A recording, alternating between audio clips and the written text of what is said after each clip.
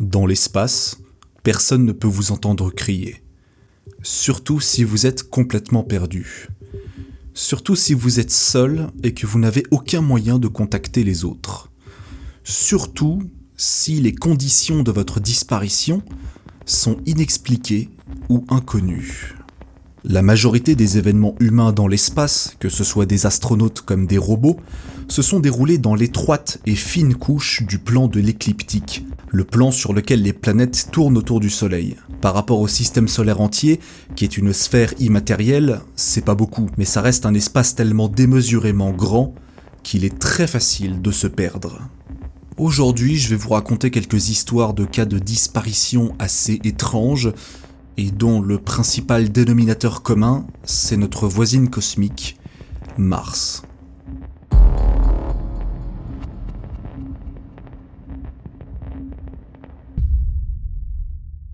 Avant de vous raconter tout ça, il faut d'abord que je fasse un petit peu de contexte. Entre 1955 et 1975 a eu lieu la course à l'espace, qui opposait majoritairement les Américains et les Soviétiques, dans une compétition dont le but absolument pas dissimulé était de montrer aux yeux du monde entier qui c'est qui avait la plus grosse. La plus grosse fusée, évidemment. Si le but premier était avant tout idéologique, elle a eu aussi un impact scientifique majeur, et on considère qu'elle s'est terminée avec la mission de collaboration Apollo-Soyouz en 1975, promettant un bel avenir de coopération scientifique et militaire. Bon, vous vous doutez bien que ça s'est pas passé comme prévu. Mais la course à l'espace ne s'est pas simplement limitée à envoyer des hommes sur la Lune ou en orbite autour de la Terre. La conquête des autres planètes du système solaire, notamment les planètes telluriques, était déjà à l'œuvre dans les années 60. Vénus et Mars. La conquête de Vénus a été particulièrement difficile, soit pour se poser dessus, soit pour se mettre en orbite, voire simplement s'approcher de la planète. Un véritable enfer à l'image de sa surface. Quant à Mars, c'était un poil plus abordable, mais que ce soit un demi-siècle dans le passé ou aujourd'hui, atteindre la planète rouge reste encore un énorme challenge. Le plan de l'écliptique est extrêmement grand et vaste, les planètes sont minuscules à l'intérieur, et ça se mesure sans doute en millions, voire en milliards de kilomètres carrés. À titre de comparaison, la Terre c'est 518 millions, et la Terre déjà c'est grand. Mais en fait c'est avant tout une convention, le disque n'est pas parfaitement plat. Les planètes elles tournent autour du Soleil et ont chacune une orbite légèrement inclinée de quelques degrés. Donc en fait ça fait une variation de quelques millions de kilomètres, et donc c'est facile de se perdre, et c'est aussi facile d'échouer à atteindre les autres planètes. Alors comment faire pour garder aisément le contact avec les machines que l'on expédie dans le milieu interplanétaire ? Bon, en fait il y a deux raisons principales. La première, c'est que les trajectoires sont programmées à l'avance avant même le lancement. On sait à la seconde près quand une sonde doit allumer ses moteurs ou les éteindre, changer de trajectoire ou envoyer des données. Et c'est avec ce genre de procédé que l'on connaît leur position et leur vitesse relative en temps réel. Et puis il y a aussi leur antenne qui leur permet de communiquer avec le contrôle au sol. Mais même avec tout ça, il est toujours possible de perdre le contact. Et il y a 1000 manières différentes de foirer. Le cas le plus connu et le plus étrange de perte de contact est l'incident de Phobos 2. Le programme soviétique Phobos consistait en une exploration du satellite du même nom en orbite autour de Mars. Parce que, pour ceux qui savent pas, Mars possède deux satellites, Phobos et Deimos, qui ressemblent plus à des grosses patates qu'autre chose, on n'est pas sur des lunes bien rondes. Hors contexte, cette phrase est un peu bizarre. Bref, le but c'était d'envoyer non pas une, mais 2 sondes jumelles pour limiter le risque de défaillance complète. Mais Phobos 1 se perdra en chemin vers Mars le 2 septembre 1988 avec une perte de contact. Phobos 2 arrivera autour de la Lune et sera un franc succès. Mais à la fin de sa mission, le 27 mars 1989, lorsqu'elle s'approche du satellite à moins de 50 mètres de sa surface, le contact est perdu par le contrôle au sol. Les tentatives de recommunication avec la sonde échouent et elle reste muette pour toujours. Si la raison de sa perte de contact est encore inconnue à ce jour, bien qu'on ait des pistes, c'est parce que le dossier a été classé par l'agence spatiale soviétique. La théorie la plus crédible et la plus prise au sérieux, c'est simplement l'ordinateur de bord qui aurait grillé à cause des radiations spatiales ou bien du vent solaire suite à une éruption de notre étoile, et dont les vents se seraient dirigés vers une région précise du système solaire, dont Mars faisait partie à ce moment-là. Seulement voilà, 35 ans après l'incident, Phobos 2 est rentré dans la culture populaire à cause des mythes qui circulent autour de sa disparition. Certains prétendent qu'elle s'est faite attaquer par un engin inconnu et très probablement d'origine extraterrestre, en témoignent les photos troublantes qui accompagnent ces affirmations.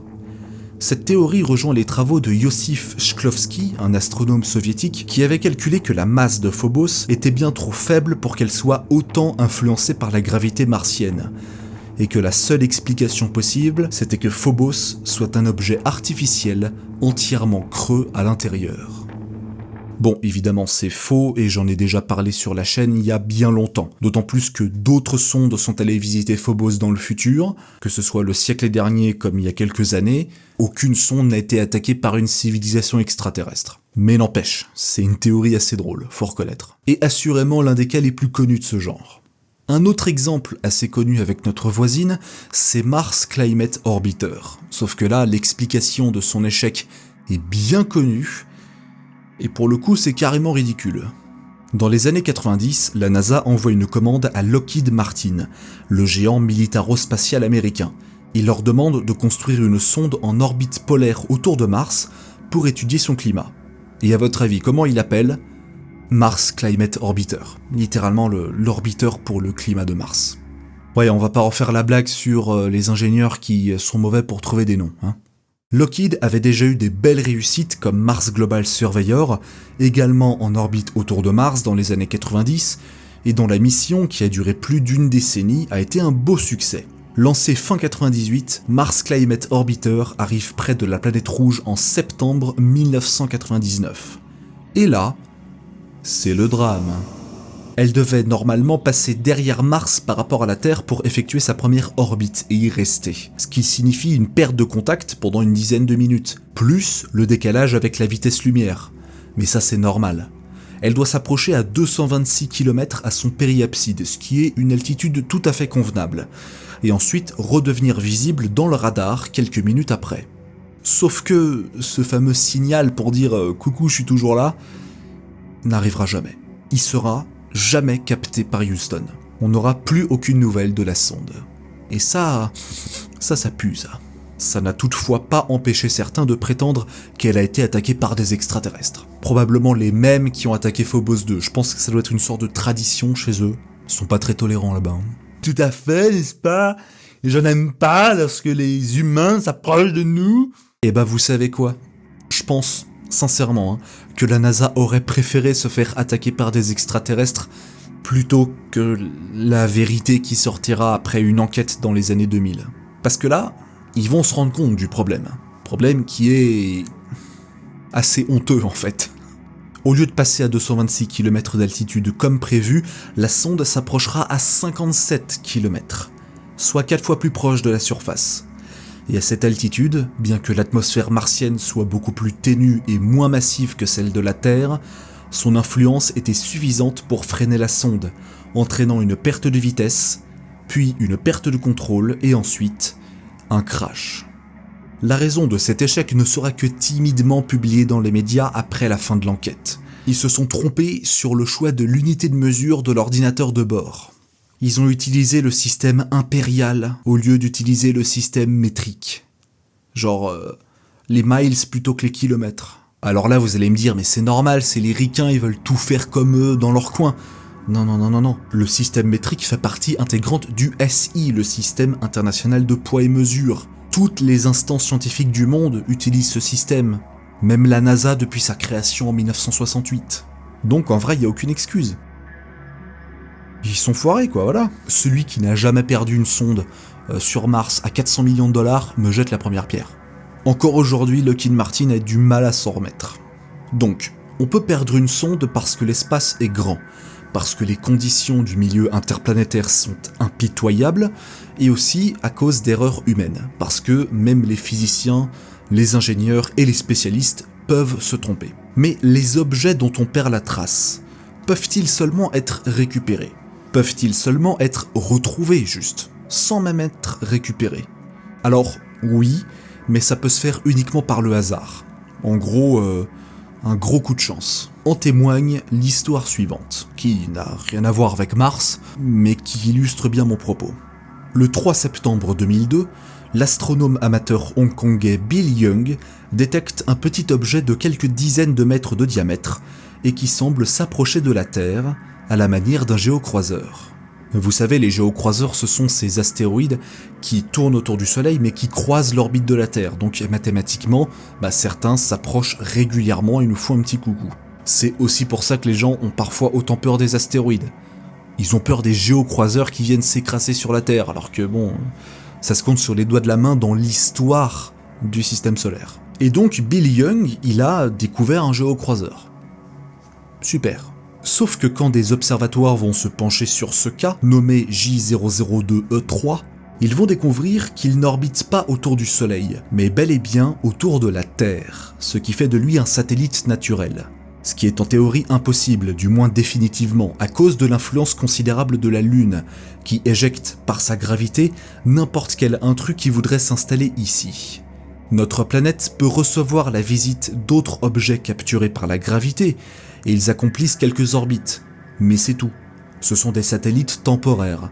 Ils ne restent jamais pendant des millions, voire des milliards d'années comme la Lune, précisément parce que cette dernière a fait le ménage autour d'elle.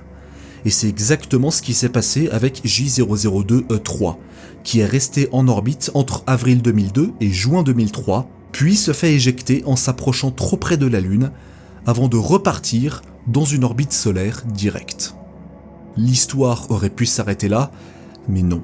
Parce que lorsque l'université d'Arizona va analyser le spectre électromagnétique de J002E3 et la manière dont la lumière se réfléchit, ils vont se rendre compte que la seule surface possible, c'est qu'elle soit composée de dioxyde de titane.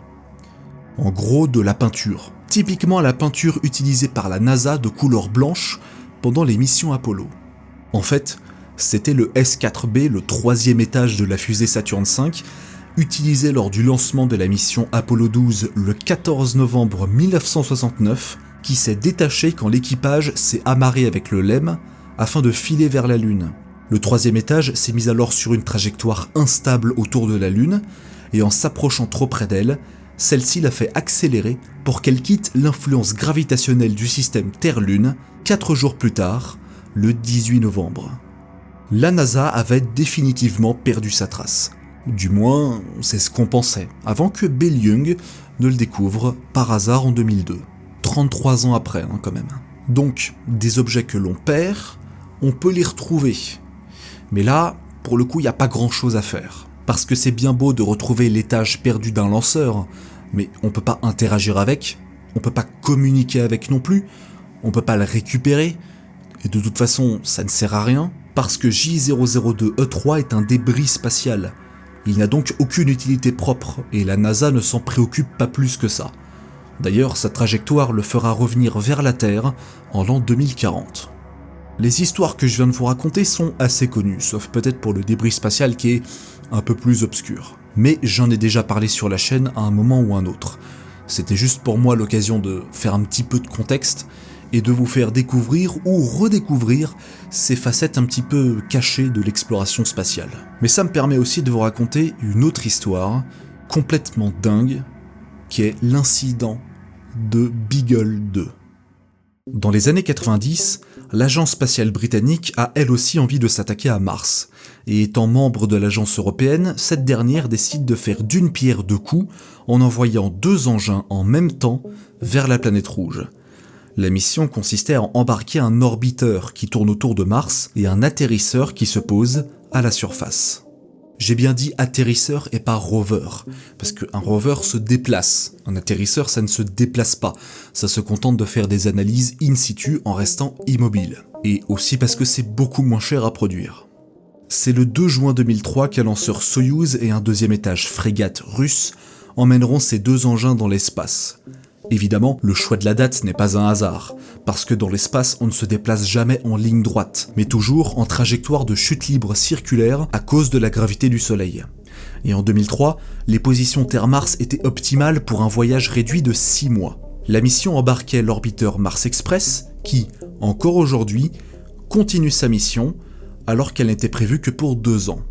Ouais, ça fait 20 ans que Mars Express fonctionne. Mais on peut pas en dire autant du deuxième paquet, l'atterrisseur, Beagle 2. Le 19 décembre 2003, Beagle 2 doit se détacher pour entamer sa procédure de descente vers Mars. C'est un moment crucial parce que la phase de rentrée atmosphérique martienne est totalement automatisée. C'est-à-dire que le contrôle au sol, il peut pas faire grand chose, tout doit être automatique. Et puis en plus de ça, il y a le décalage lumière de quelques minutes, à cause de la très lointaine distance de Mars par rapport à la Lune par exemple. Donc en vrai, tout se passe en temps réel, mais décalé de quelques minutes. C'est un différé. Et en plus de ça, Beagle 2 ne pouvait pas communiquer directement avec la Terre. Il fallait d'abord qu'elle renvoie des données vers Mars Express qui, elle, l'envoie vers la Terre et uniquement après la confirmation de l'atterrissage. Donc entre la séparation et l'atterrissage qui doit se dérouler le 25 décembre, donc une semaine après, c'est silence radio.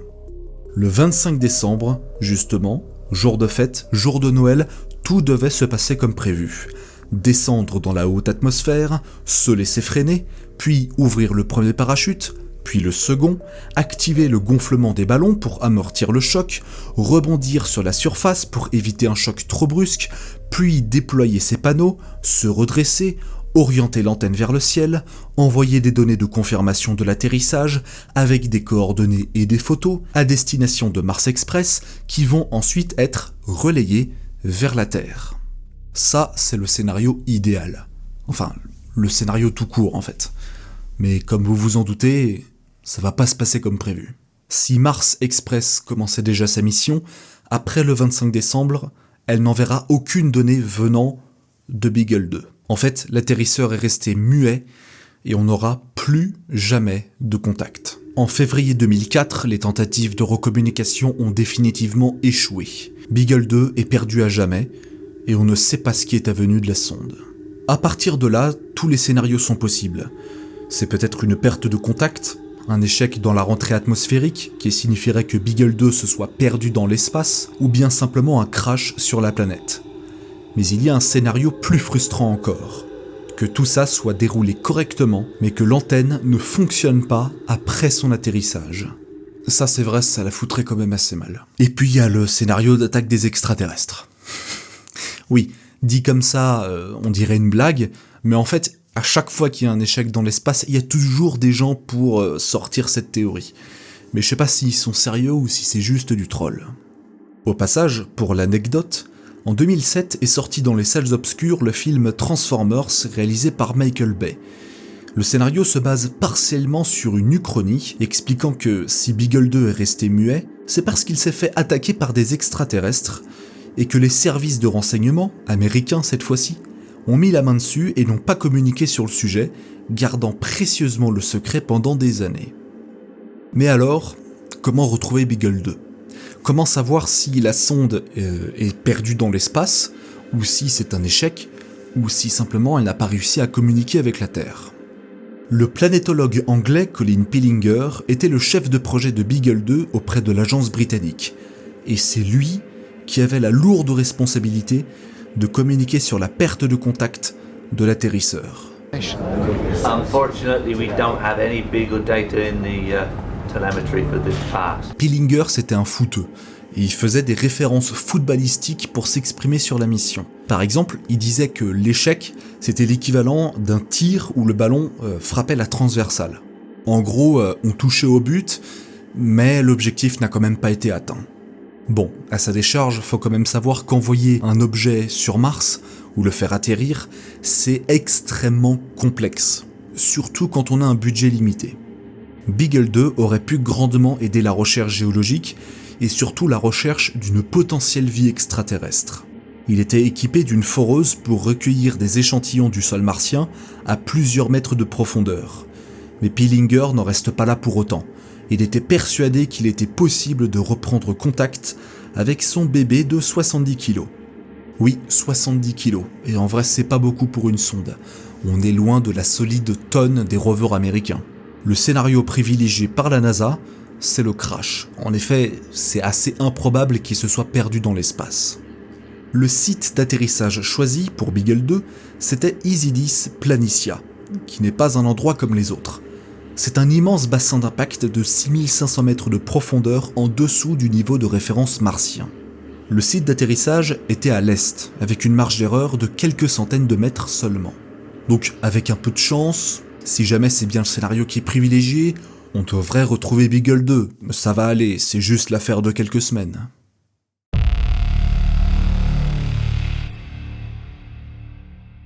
« 11 ans s'écoulent. Nous sommes en 2015. Beagle 2 n'est plus qu'un lointain souvenir, et encore une cicatrice dans l'agence spatiale britannique. Pendant ce temps-là, Lockheed Martin, encore eux, se sont plutôt bien rattrapés de leur échec de Mars Climate Orbiter. Faut dire, cet échec il était tellement cuisant que la NASA a mis des mois à avouer à demi-mot qu'effectivement, ils se sont bien foirés comme il faut. Du coup, Lockheed a conçu ni plus ni moins que l'une des sondes les plus prolifiques de l'histoire de l'humanité. MRO, que vous connaissez sûrement. Mars Reconnaissance Orbiter. C'est bien simple, ça fait 19 ans depuis août 2005 qu'elle est en orbite autour de la planète rouge, et sa caméra iRISE est tellement efficace qu'elle a réalisé bon nombre de clichés incroyables à la surface de notre voisine. Tenez par exemple, on a ici une photo du cratère Victoria, et à gauche, on peut voir le rover Opportunity qui était en mission à ce moment-là en 2006. Et si on zoome bien, on peut distinguer le rover, ses traces de roues et même le bras articulé de sa caméra principale. Caméra qui a permis au rover de prendre ce cliché du cratère. Faut avouer, c'est pratique. Donc, avec MRO et Mars Express par la même occasion, on a désormais la possibilité dans les années 2000 de prendre des clichés tellement précis de la surface que un pixel, c'est en ordre de grandeur quelques dizaines de centimètres seulement. C'est tellement précis qu'on pourrait retrouver une aiguille dans une botte de foin.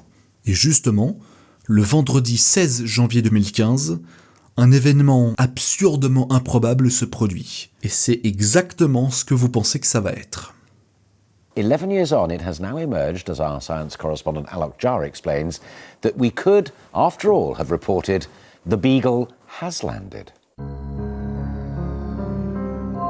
Mars Reconnaissance Orbiter a retrouvé Beagle 2. Sur les photographies, on distingue les panneaux solaires en forme de pétales, typiquement ceux de l'atterrisseur britannique. Beagle 2 a été retrouvé et il s'est même pas crashé, au contraire. Sa séparation avec Mars Express s'est plutôt bien déroulée, y compris sa descente, son freinage, le déploiement progressif de ses 2 parachutes, puis les ballons qui lui permettent de gonfler et de rebondir à la surface pour pas se crasher justement. Et le seul truc qui a foiré, c'est le déploiement de ses panneaux, qui a partiellement réussi, ce qui fait qu'il s'est mal redressé et que l'antenne n'a pas su communiquer avec Mars Express pour ensuite renvoyer des données vers la Terre. Alors ok, ça reste un échec. Mais aux yeux de l'agence britannique, c'est une nouvelle extraordinaire. Ça a même été très chaleureusement accueilli. Ils se sont dit, ok, on n'a pas réussi à enclencher la mission, mais on a réussi à aller sur Mars, à se poser, ne pas se cracher, et le seul truc qui a foiré, c'est les panneaux solaires. Donc aujourd'hui, c'est considéré comme un semi-échec. Et l'histoire est rapidement devenue culte. Le seul qui puisse être lésé, c'est Colin Pillinger lui-même, le chef de mission. Ce dernier est décédé en mai 2014 à l'âge de 70 ans, 8 mois seulement avant que Beagle 2 soit retrouvé, ce qui est d'autant plus frustrant. Beagle 2 s'est posé à 5 km seulement de la zone d'intérêt d'Isidis Planitia, comme prévu le 25 décembre 2003. Mais il faudra attendre 11 ans et une vingtaine de jours pour connaître la raison principale de pourquoi est-ce qu'on n'avait plus aucune nouvelle de l'atterrisseur. Et c'est comme ça qu'un Anglais un peu fouteux et un géant militaro-spatial américain ont fait des trucs sur Mars. J'espère que cet épisode vous aura plu, et n'hésitez pas à me dire ce que vous en avez pensé dans les commentaires. Puis aussi, vous pouvez vous abonner, partager, etc. Enfin, vous connaissez la chanson. Et moi, je vous donne rendez-vous très bientôt pour d'autres histoires. Salut.